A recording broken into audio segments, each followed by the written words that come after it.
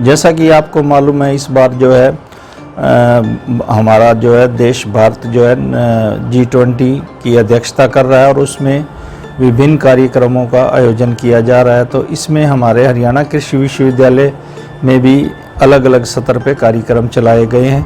तो इसमें हमारी एग्रीकल्चर से रिलेटेड डिफरेंट क्रॉप प्रोडक्शंस में कैसे जो है अलग अलग प्रबंधन से हम अपनी उपज को बढ़ा सकते हैं और अलग अलग वैज्ञानिकों की विशेष टॉक से हम ये कार्यक्रम का आयोजन कर रहे हैं। हमारा RDS सीड फार्म में जो है डॉक्टर राजेश काठवाल जो है इसका जो है संयोजक के रूप में कार्य कर रहे हैं और ये जो है अलग अलग विभाग के एक्सपर्ट से, विशेषज्ञों से सलाह मशवरा करके और किसानों के फ़ायदे के लिए अलग अलग टॉक्स दे रहे हैं अलग अलग फसलों पे।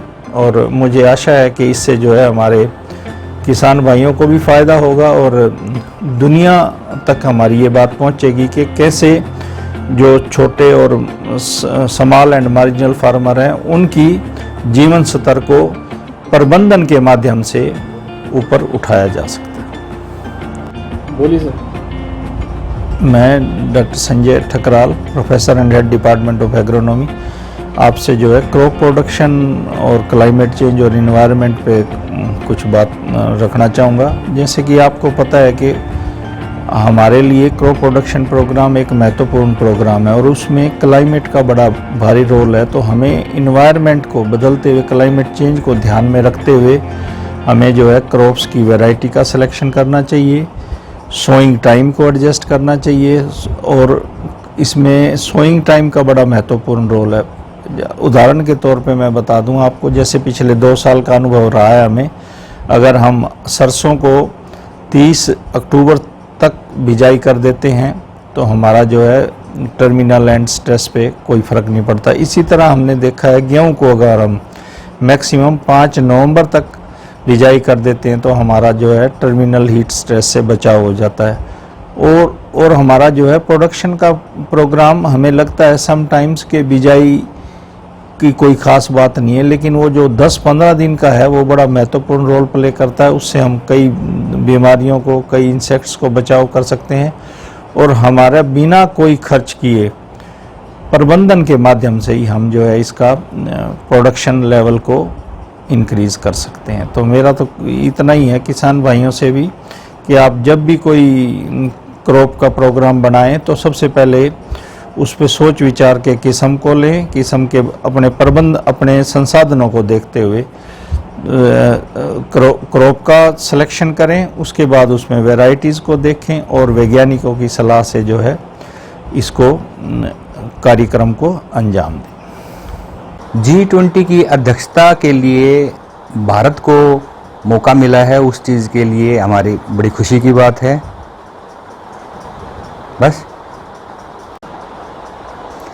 मैं डॉक्टर वीरेंद्र दलाल फॉरेस्ट्री डिपार्टमेंट से संबंध रखता हूं और आज के दौर में फॉरेस्ट्री और हमारी जो खेती है उन दोनों का समन्वय तरीके से कार्य करके हम अपने इन्वायरमेंट को और उसके साथ जो है हम अपनी इकोनॉमी को सुधार कर सकते हैं।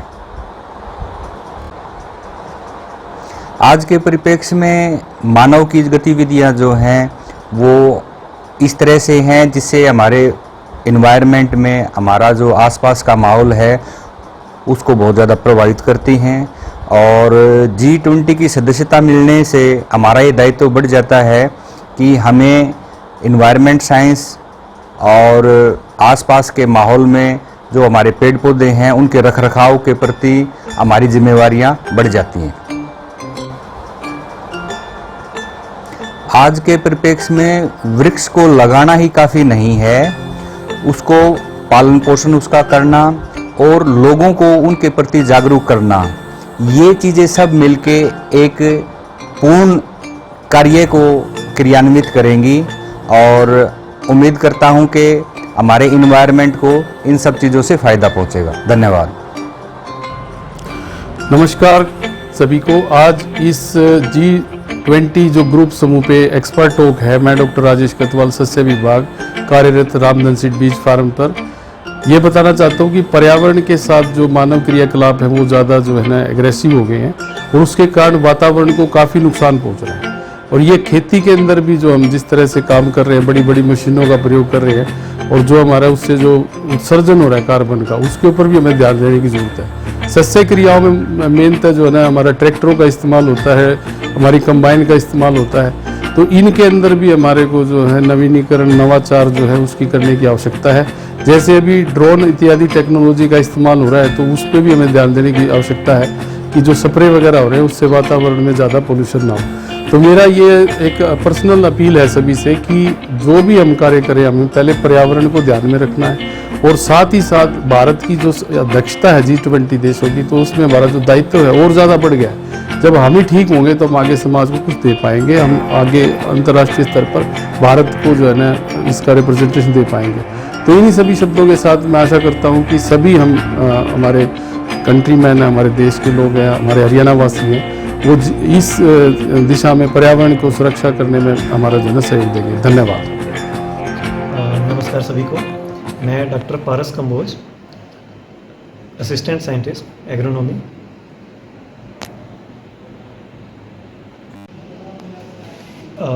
जैसे कि आपको पता है कि इस साल भारत G20 मना रहा है, तो उसमें जो एक्सपर्ट लेक्चर के तौर पर मुझे जो टॉपिक मिला है वो है खरपतवार नियंत्रण। जैसे कि हम जानते हैं कि मतलब जो हमारी क्रॉप्स हैं उसमें सबसे ज़्यादा जो मेन जो दिक्कत रहती है, जो सबसे ज़्यादा नुकसान जो पहुंचाते हैं वो पहुंचाते हैं खरपतवार। अगर देखा जाए तो लगभग खरपतवारों के द्वारा जो नुकसान पहुंचाया जाता है फसल में वो लगभग 40% तक होता है, जो कि किसी बीमारियों से या किसी और कई कारणों से काफ़ी अधिक है। और इनके नियंत्रण के लिए हम जो हर्बिसाइड जो केमिकल्स जो अप्लाई करते हैं वो टॉक्सिक कंपाउंड होते हैं, जो कि जिनका जो है रेजिडुअल जो इफेक्ट है वो सॉइल में भी रह जाता है और स्प्रे के दौरान ये इन्वायरमेंट में भी स्प्रेड हो जाता है।